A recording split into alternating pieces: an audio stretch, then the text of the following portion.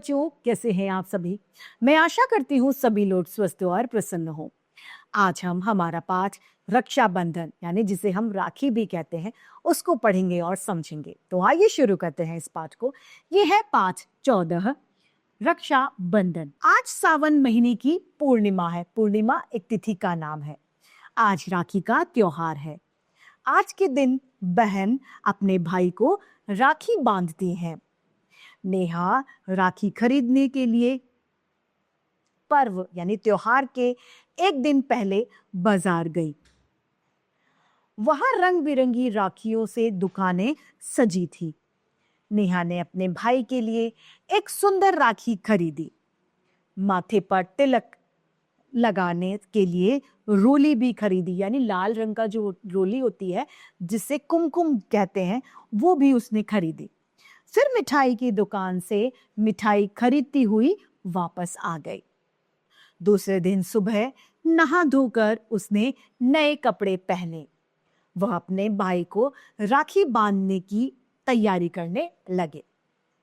थाली में रोली, दही, चावल आदि तिलक का सामान रखकर राखी और मिठाई सजाई। उसने सभी सामान अपनी प्लेट में यानी थाली में सजा लिया। उसमें उसने क्या क्या रखा? रोली रखी, दही रखा, चावल रखा और तिलक लगाने का सामान रखा। नेहा का भाई आयुष भी नहा धोकर नए कपड़े पहनकर बहन के पास आ गया। बहन ने भाई के माथे पर रोली आदि से तिलक लगाया और हाथ में राखी बांधी। राखी बांधते हुए उसने प्रार्थना यानी विनती करी कि हे प्रभु, मेरे भाई की हमेशा रक्षा करो। सदा यानी हमेशा। भाई ने भी संकटों से यानी परेशानियों से बहन की रक्षा करने का वादा किया। प्रण यानी वादा। इसके बाद नेहा ने आयुष को मिठाई खिलाई। इसके बदले में आयुष ने अपनी बहन को उपहार यानी तोहफा या फिर गिफ्ट दी। राखी का बंधन बड़ा महत्व रखता है। इस कारण इस पर्व का नाम रक्षाबंधन पड़ा।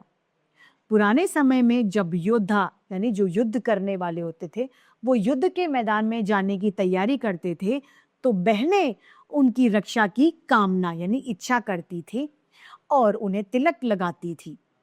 इसके अलावा हाथ में राखी बांधती थी और युद्ध स्थल यानी युद्ध की जगह के लिए उन्हें विदा करती थी। युद्ध भूमि के लिए उन्हें भेजती थी। वीर योद्धा अपने देश और अपनी माँ बहनों की रक्षा का प्रण किया करते थे। प्रण यानी संकल्प करते थे। इस प्रकार रक्षाबंधन भाई बहन का त्योहार है। राखी के धागों में भाई बहन का प्यार होता है। बच्चों, हम सबको आपस में मिलजुल कर प्रेम से रहना चाहिए। ऐसा नहीं कि भाई बहन मिलकर लड़ाई करें, नहीं, हमें कभी भी अपने भाई बहनों से लड़ाई झगड़ा नहीं करना चाहिए। आइए इसके शब्दार्थ को जाने। पूर्णिमा एक तिथि होती है जिस दिन चांद पूरा निकलता है। तिलक अर्थात टीका, प्रण यानी प्रतिज्ञा या संकल्प, योद्धा यानी युद्ध करने वाला, युद्ध स्थल यानी युद्ध भूमि, पर्व अर्थात त्योहार, प्रार्थना अर्थात विनती, उपहार अर्थात भेंट और कामना अर्थात इच्छा। तो इसी के साथ हमारा ये पाठ समाप्त होता है और मैं उम्मीद करती हूँ सभी को ये समझ में आया होगा।